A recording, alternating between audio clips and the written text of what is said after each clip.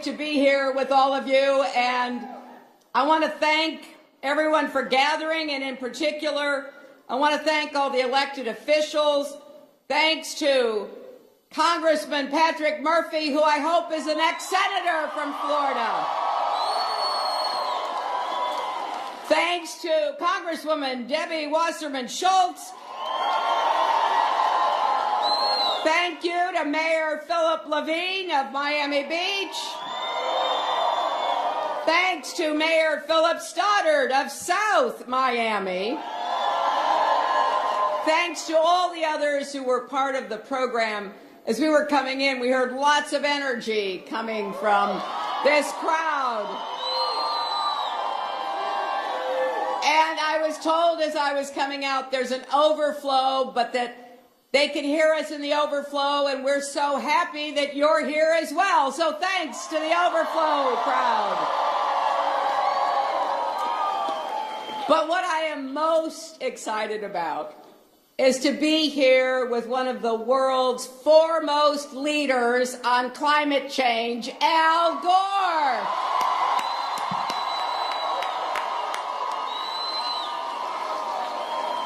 You know, about a decade ago, Al made a movie called An Inconvenient Truth. Now, maybe some of you have seen it, but if you haven't, I hope you'll watch it tonight. Now, it doesn't have a lot of special effects, but it does have a lot of drama. And here's the main message. Climate change is real, it's urgent, and America can take the lead in the world in addressing it, right? We here in America can develop new clean energy solutions. We can transform our economy. We can rally the world to cut carbon pollution.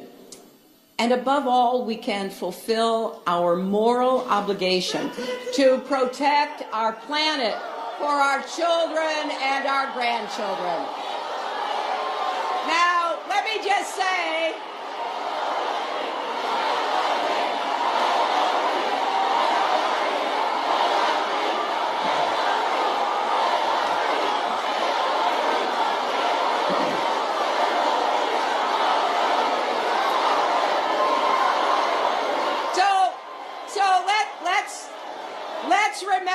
let's remember what's at stake. I'm running against a guy who denies science, denies climate change, says it's a hoax created by the Chinese. So this is something that Al Gore has been working on for a really long time. And I want you to know how far back he goes. It was in 1982 when he held the very first hearing on climate change in the House of Representatives with the world-famous climate scientist Jim Hansen. And then when Al became a senator, he continued to raise the alarm and look for solutions. And as vice president, he led America's efforts to negotiate the Kyoto Protocol to cut greenhouse gas emissions. And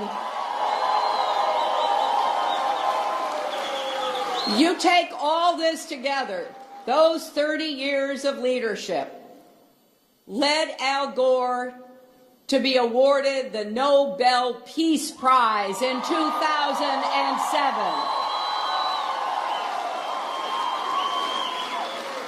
I was very proud because he had been determined and persistent, and in the face of a lot of people in public life, in business, and elsewhere who were trying to diminish the importance of the science, he never wavered.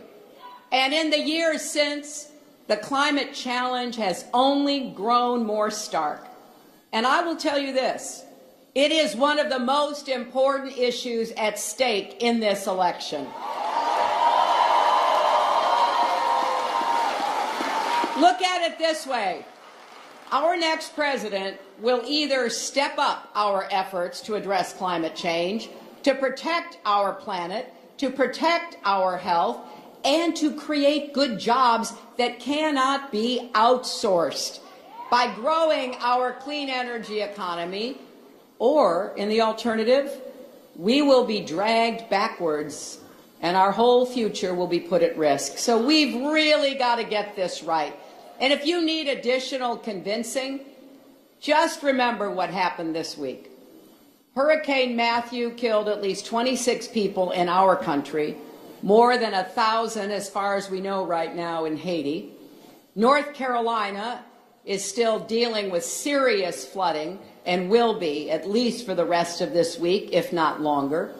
We all need to support each other as our communities put the pieces back together and begin the long road back from this disaster. That's why I've encouraged everyone to give what you can afford to the Florida Disaster Fund or to Team Rubicon, the veterans organization working to respond to Hurricane Matthew, or to UNICEF helping children and families on the ground in Haiti. Now, some will say, you know, we've always had hurricanes. They've always been destructive, and that's true. But Hurricane Matthew was likely more destructive because of climate change. Right now, the ocean is at or near record high temperatures, and that contributed to the torrential rainfall and the flash flooding that we saw in the Carolinas. Sea levels have already risen about a foot, 1 foot, in much of the southeast, which means that Matthew's storm surge was higher and the flooding was more severe.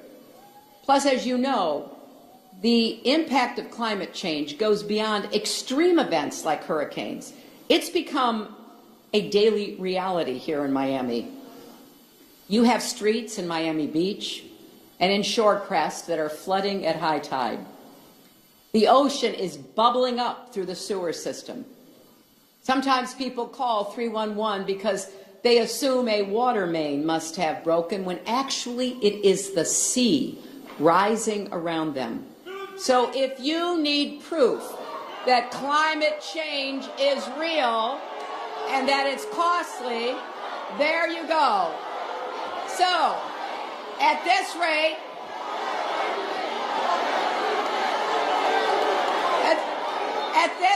my friends,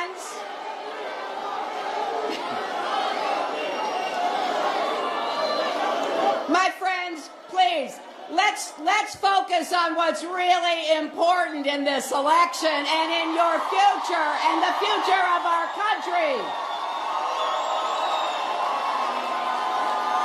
Because this is what I want you to hear and understand. At the rate we are going, 1 in 8 homes in Florida could be underwater by the end of the century. And when kids like that adorable young boy over there on his dad's shoulders are grandparents, we believe that's more than $400 billion worth of property in Florida at risk. And nationwide, it's $882 billion in property at risk. But there's also health consequences. Mosquitoes that carry diseases like the Zika virus and ticks that carry Lyme disease are expanding their ranges. And hotter summers and longer pollen seasons are making allergies and asthma worse, which is especially bad for our children. And look at what's happened in California, a brutal 5-year drought. Wildfires have burned more than 9 million acres in our country last year. And it's also about our national security. The Pentagon has identified climate change as a threat to our national security. The U.S. Atlantic Fleet is based in Norfolk, Virginia. It's the largest naval installation in the world. And because of rising sea levels, the base is frequently flooded, even when it's sunny. So that's why the Pentagon is looking at how climate change will affect readiness and operations, not just in Norfolk, but at all of our military bases around the world. So you would think, if you look at the facts, if you listen to the science, that even the most committed climate skeptic would say, okay, I agree, something's happening here, we need to take it seriously. But unfortunately, there are still too many people in Washington, on the campaign trail, who won't face what's happening right in front of us. Donald Trump is, quote, not a big believer in climate change. And, you know, as I said, he says it's a hoax created by the Chinese. And in our first debate 2 weeks ago, he tried to deny saying that. But, you know, that tweet is still there for everyone to see.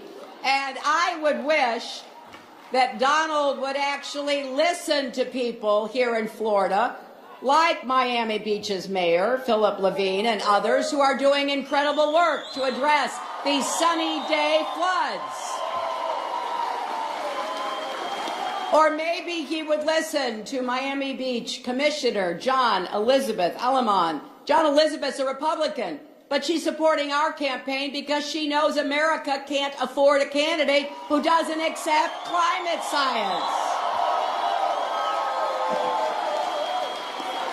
Or maybe Donald would listen to our military leaders who say climate change threatens our national security. Or what about the ranchers in Colorado or the mayors in Arizona and the community leaders in Alaska who say our lives and jobs are being affected? Please, let's come together as a country and do something about it. We cannot risk putting a climate denier in the White House at all. That is absolutely unacceptable. We need a president who believes in science and who has a plan to lead America in facing this threat and creating good jobs and, yes, saving our planet. So here's what I want to do. First, we need to do a lot more on clean energy. The clean energy superpower of the 21st century is probably going to be either Germany, China, or us, and I want it to be us. And I want you to be part of making it us.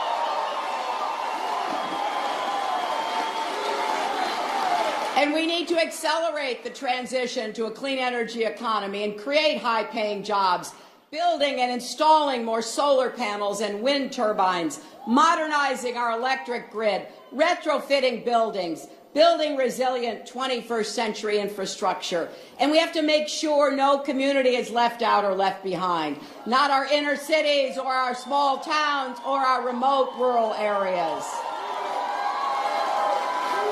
Now, you wouldn't know it if you only listened to my opponent talk about how terrible everything is. He has such a dark, divisive view of America. But that doesn't tell the story about what's really going on. It's actually pretty exciting.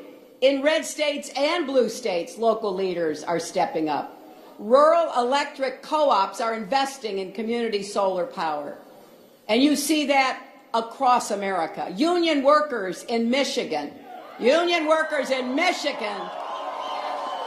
are getting ready to build electric Chevys in a plant powered by clean energy.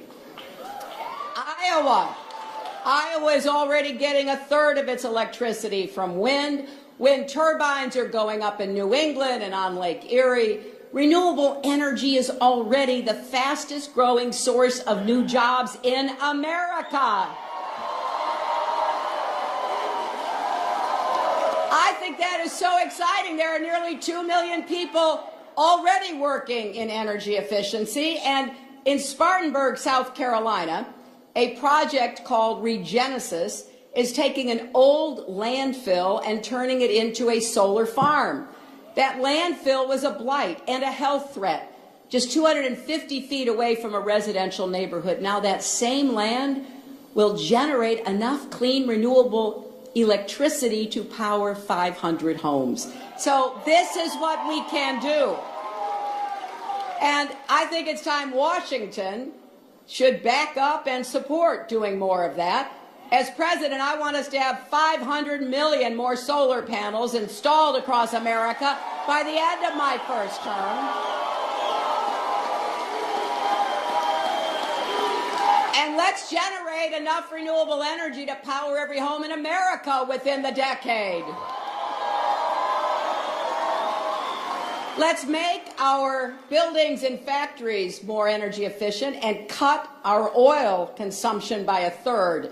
And we can get there by investing and supporting in cutting-edge research to keep developing cheaper and better clean energy technologies, investing in clean energy infrastructure and advanced manufacturing, putting big partnerships together between states, cities, and rural communities.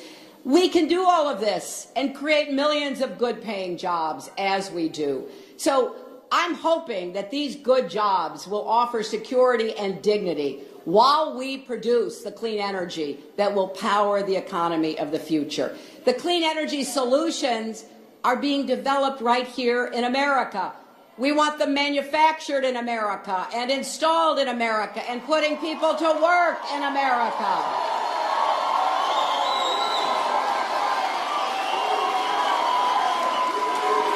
And while we do that, let's make sure that our communities are ready for the impacts of climate change that are coming right at us.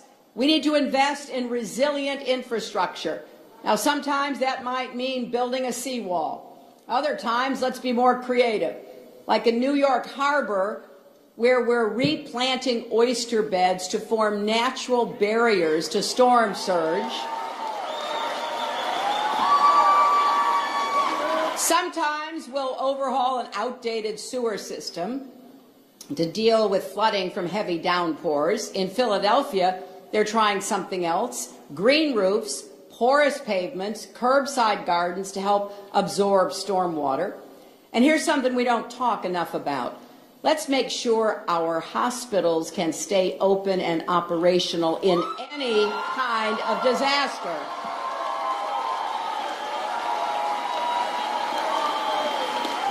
Because sadly, I saw what happened in New York during Hurricane Sandy. Newborns who had been on respirators had to be evacuated down 9 flights of stairs in one New York hospital because the electricity went off. Nurses, I love nurses, heroic, courageous nurses, were carrying those babies and manually squeezing bags of air to keep them breathing. Now, here in Miami, you know how important this is. You have retrofitted the Nicholas Children's Hospital with a hurricane-resistant shell for exactly this reason. And every hospital in the country should follow your lead and build in more resilience. And then finally, we've got to lead the world to confront the climate challenge.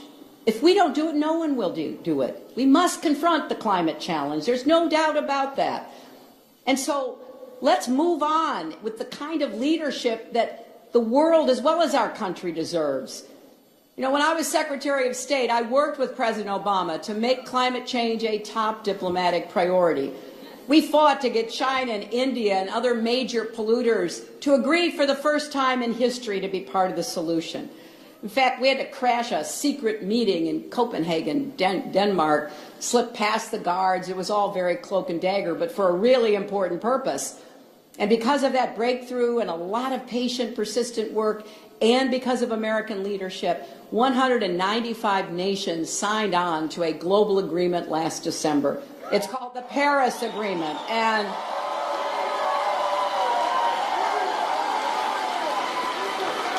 I am not exaggerating when I say it is our last best chance to solve the global climate crisis. And what does Donald Trump want to do? He wants to cancel the Paris Agreement. You know, he doesn't care what it would do to the planet. He doesn't care how much that would damage American leadership. He doesn't care what it would do to the future we leave our kids and our grandkids. Well, he may not care, but we do, and that's why this election is so critically important. Because on the ballot, it's not just my name, it's every issue you care about. It's our values as a country. Climate change needs to be a voting issue. We need to elect people up and down the ballot at every level of government who take it seriously and are willing to roll up their sleeves and get something done. Please, we cannot keep sending climate deniers and defeatists to Congress or state houses, and certainly not to the White House.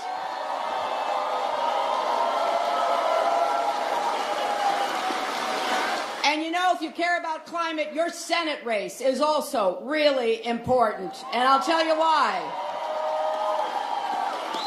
It is unacceptable. It is an unacceptable response for Marco Rubio, when asked about climate change, to say, "I'm not a scientist."